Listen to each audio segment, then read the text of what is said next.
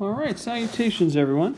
So here's what we're going to do today. We're going to continue trying to find a max or min of f.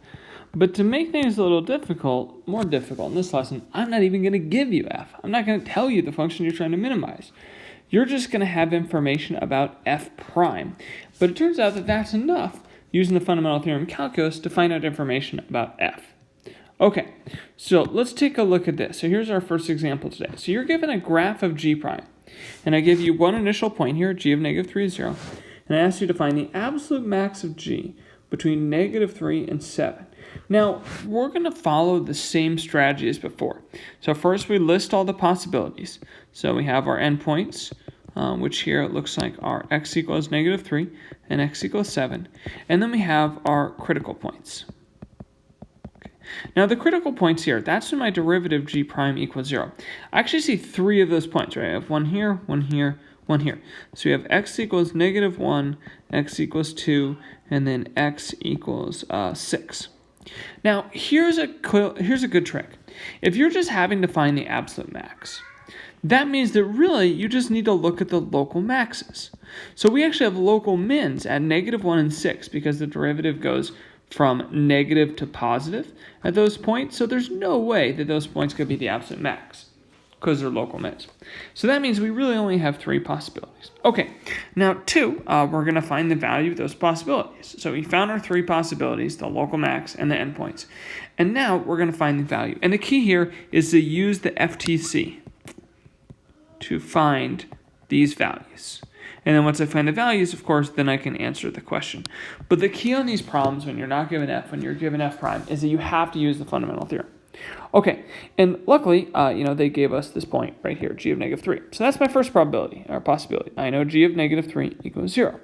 Now, if I want to find 7, if I know what g of negative 3 is, I'm going to say g of 7 minus g of negative 3 equals the integral from negative 3 to 7 of g prime. And I'm going to think about that as an area. Okay, so I just need to find these areas. This triangle here is 1/2 times 2 times 4. So that's a 4. This triangle here is 1/2 times 3 times 1. So that's 3/2. This triangle down here, it looks like has a base of 4 and a height of 2. So that's also 4. And then this triangle here is 1/2 times 1 times 1. So that's a 1/2 for those 4 areas. Okay, so what that means is that g of 7 equals that integral. So equals negative 4 plus 3/2.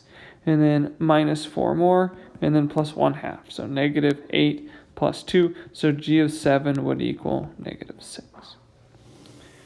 Now, do I need anything different, really, to find g of 2? No, right? I can use the same strategy. So if I go from negative 3 to 2 of g prime, I know that's going to give me g of 2 minus g of negative 3. Okay, so what's the integral from negative 3 to 2? So I see a negative 4 under the graph. I see a 3/2 below.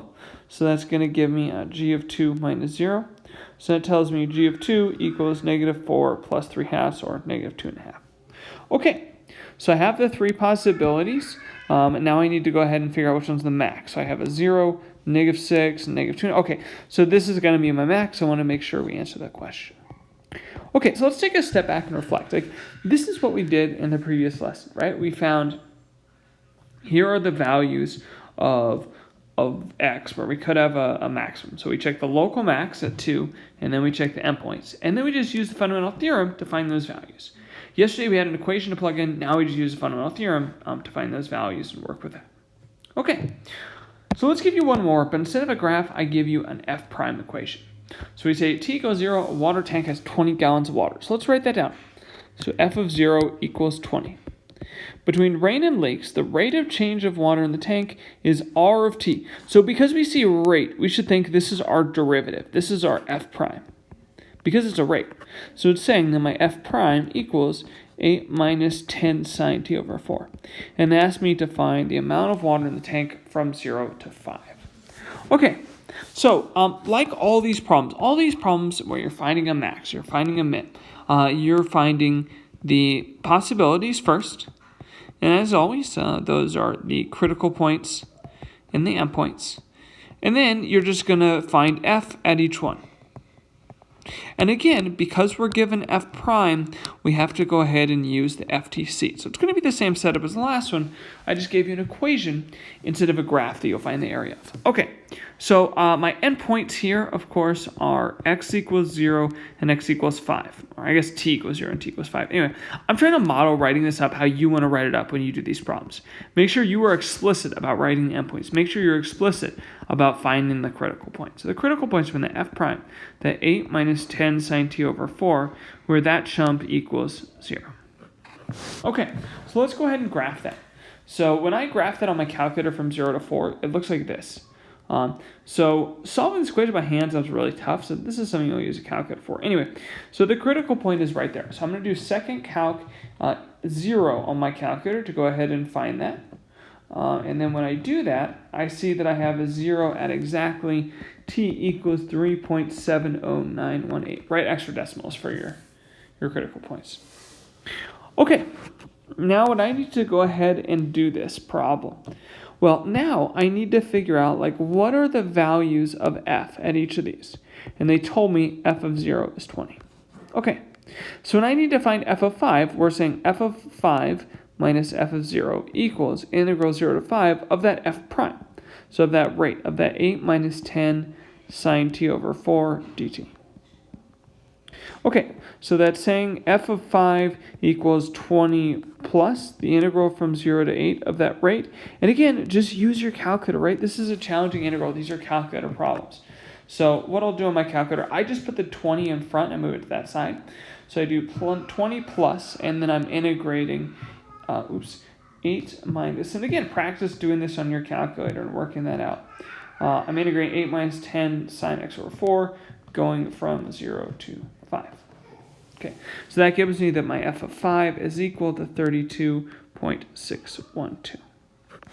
Again, I'm going to find the same value here using the same strategy.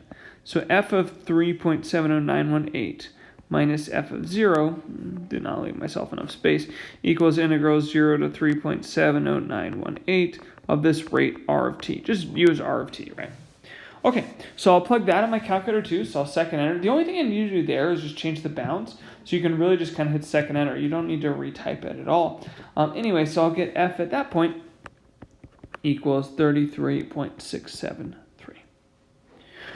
Okay, let's answer the question. The question asks for the max and the minimum amount. So we have 20, 32, 33. Okay, so this is going to be my maximum amount, and this is going to be my minimum amount.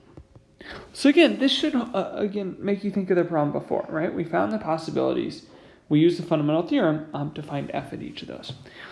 One more question. This is unrelated to max or min. I wanted to ask, is r of t increasing or decreasing at time 2? Well, let's think about what this means. If something's increasing, that means its derivative is positive. If something's decreasing, that means its derivative is negative. So what I'm going to do is I'm going to find r prime of 2. All right. So I'll just do that on my calculator, although honestly that's easy enough to do by hand. So I'll take the derivative of 8 minus 10 sine x over 4 with respect to x, and I'll take that derivative at 2, and I will get r prime of 2 equals negative 2.1939. Again, never a bad idea to write extra decimals, especially in the intermediate steps like this, just so you don't have a rounding error later. So since that r prime is negative, that means that r is decreasing. Okay, so that's how you find a maximum given f prime. Thanks for watching, and I'll see you guys soon.